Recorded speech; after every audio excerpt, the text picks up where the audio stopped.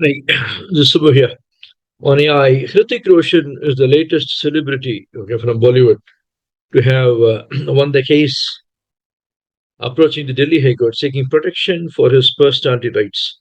Okay, so many celebrities, as the news says, including Aishwarya Rai Bachchan, Abhishek Bachchan, Karan Johar, Jackie Shroff, Anil Kapoor, and Kumar Sanu, has chosen a legal way against online misuse of their identity. And earlier this week, we saw witness Asha Bhosle winning the case against misuse of her voice, and similarly Arjit Singh, okay, won the case on 26th of July, 2024.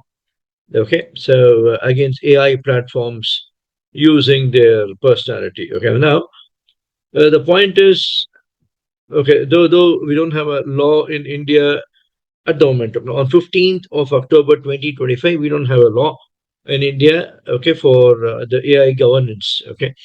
Now, having said that, the only law that is available as of today is the European Union AI Act. Okay. Other than that, we don't have a law, okay, for any other countries. Okay. But irrespective of whether you have a law or you don't have a law for AI governance, okay, so you can choose to take a legal course of action against the people who are misusing your personality. That is number one. Now, generative AI, because every technology has got a positivity and a negativity, we cannot avoid that. Okay, though the programming languages are used for application development, the same programming languages are used for developing the hacking tools also.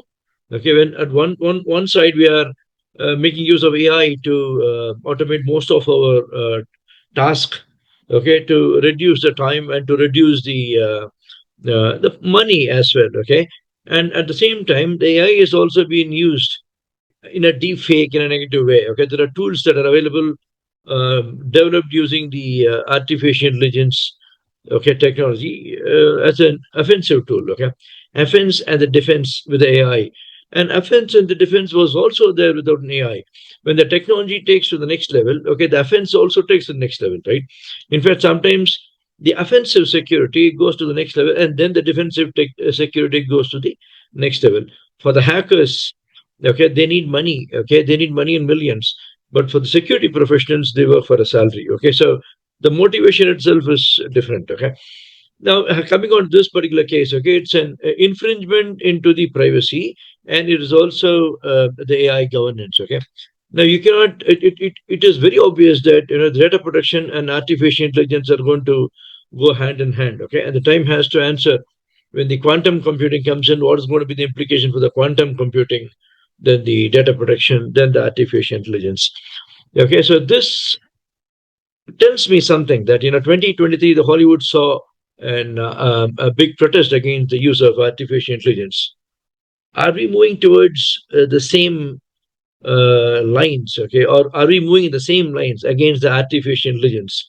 So we are on 2025, 2026 looks like there are a lot of concerns here and there. Okay, so India has got Bollywood, Bollywood, okay, Sandalwood, Tollywood, Kollywood, Mollywood, etc. Okay, so collectively, the Indian cinema, okay, there's a concern, okay, in the mind of every actor. There are people who have these celebrities have approached the court, okay, they have won the case, okay, to get their privacy, okay, but how about the others?